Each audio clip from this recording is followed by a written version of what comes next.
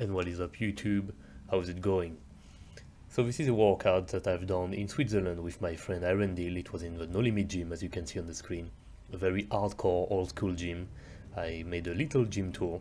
You'll see that it is really very high in quality. A lot of material and equipment, from great machine to great apparatus, handle type, and it is basically a hardcore bodybuilding, powerlifting, even strongman gym.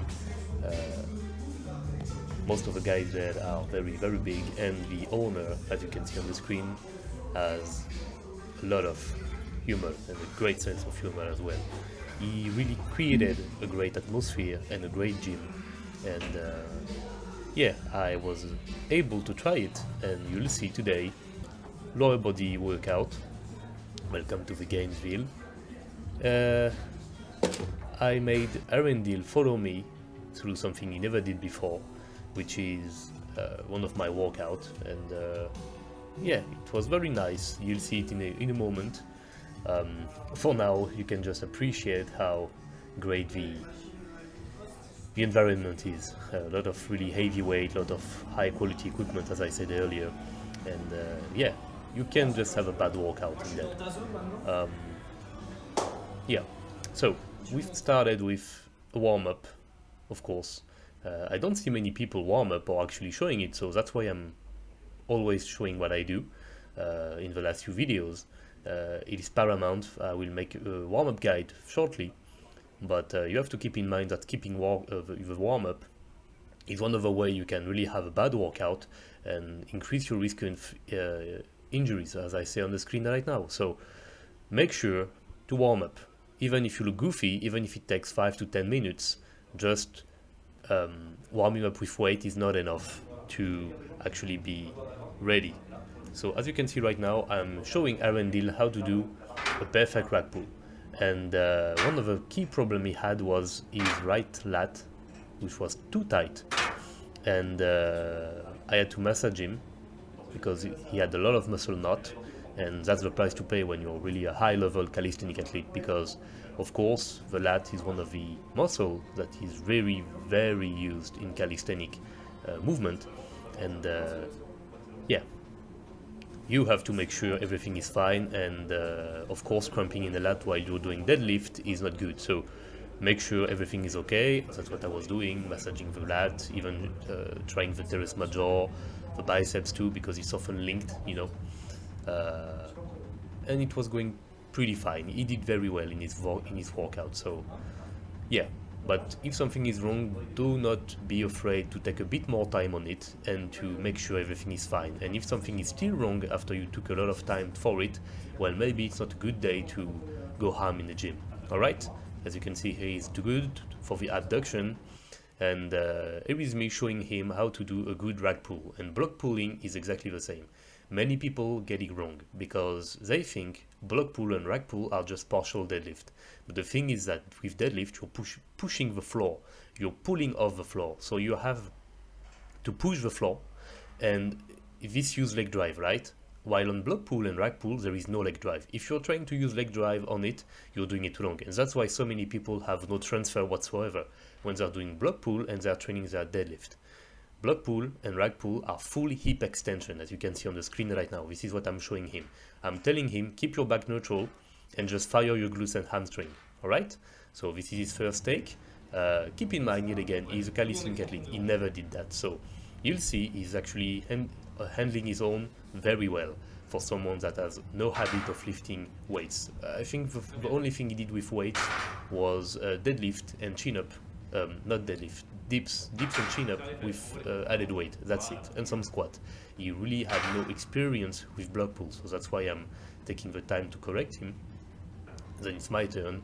Of course, the movement is way more fluid and easy on my side, but you know, this is what I do. I'm a bodybuilder and I train a lot the block pull. This is one of my favorite variation for hip hinging with RDL. And even if I'm not used to rack pulling, well, of course, I'm more accustomed to it than him. So now another angle, as you can see, I'm really telling him to keep the back neutral, because he has a tendency to arch the low back if he tries to reach down, which is not necessarily bad, but on deadlift it inhibits the activation and the work of the hamstring, because the hamstring are of course making hip retroversion. So you have to keep your back neutral, not necessarily arch. Neutral is neutral, it's not arch.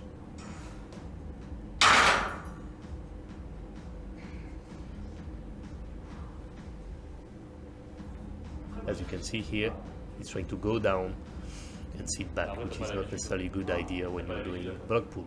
For squat it's good, not block pull. Here he's telling me that he's feeling a lot of low back, and I tell him it's fine, don't worry, it's because you're not used to it. Yeah, of course, I go through it, you just warm up. And there is the little mascot of the gym, a little doggo. He was so fucking cute.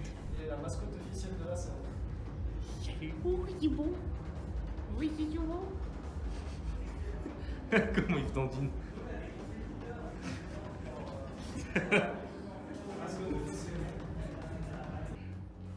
Now here is Arundel trying 160 kilo, and you'll see in a moment something that is very clear when you're doing your back and your deadlift. Straps. Can you see what changed? The straps.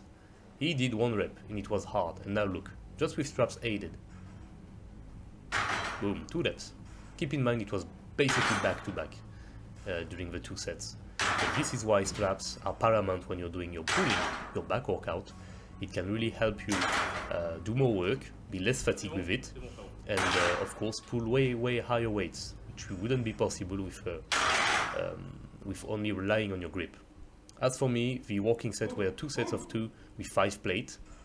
I was very tired and I'm not used to pull off a rack, so of course it's a bit harder for me. There is no bar bend like on block pull, there is no slack. You can pull the slack off a rack, and that's why it's so hard.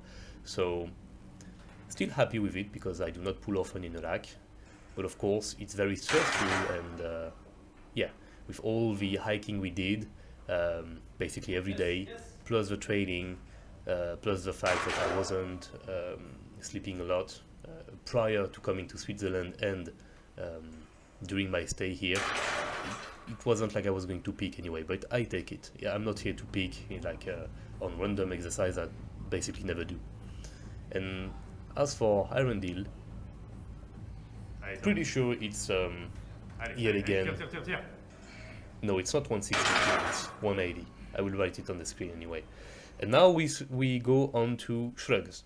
So this might sound weird for a lower body movement workout, but shrug is paramount when you're doing your posterior chain. And as you can see, it will be very cheated. This is the highest he went, 6 plate. And you'll see mine. We'll have to apologize for the video quality. It was with Arundel phone.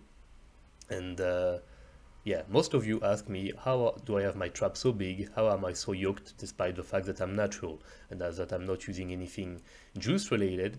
And you'll see it in a moment. And that is because traps are very prone to getting big via stretch, weight stretch. You do not necessarily need to go really picture perfect form with your shrugs and everything. What you can see is that most often the biggest traps are on strongman and powerlifter, and this guy pull ridiculous amount of weight. So this is me with 360 kilo, which is about 8 plates and a half. Easy. And that's not finished. I'm not done yet.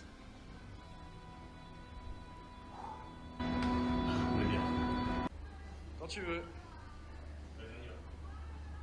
Yep. 400 kilo.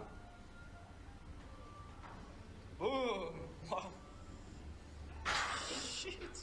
So I did that for 2 sets, and then I did 5 drop sets basically. And it is again a little doggo.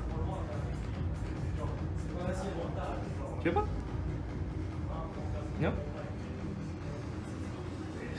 So yeah, we were having fun, and then we saw the time and we're like, oh crap, we really need to get going. So Arundel did a bit of leg isolation, and I really wanted to try this machine, chest supported T-bar row. I had never done it before.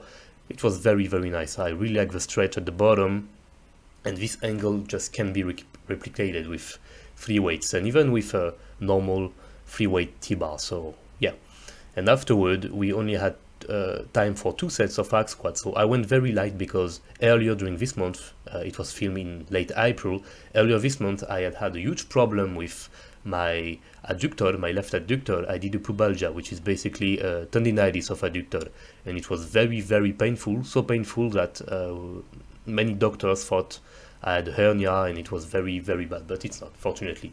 But for all deep squat, for about a month, I had to be very careful, and I already also had problems years back with my knees, so of course hack squat is something very hard on the knees, especially if with an old school one like that. So I went very smoothly, and let me tell you, 80 kilo is more than enough with hack squatting in high rep style. Same with Arundel, and as you can see, for someone that do not train his legs, except with running, he is holding his own very nicely. I already told him multiple times, I really think it's a waste for him to not train his legs and do not bodybuild, but you know, to each his own. And that's it for this workout. We finished there. Thank you so much for watching this video. Thank you so much for all the support you have given me in the last few days. Thank you for following me. Please like, share, subscribe. Also check out Arundel profile on Instagram, and I'll see you very soon for other workout. And if you have a chance to go in Switzerland to visit and to train in this gym, please do. This is fantastic. Take care now. Bye.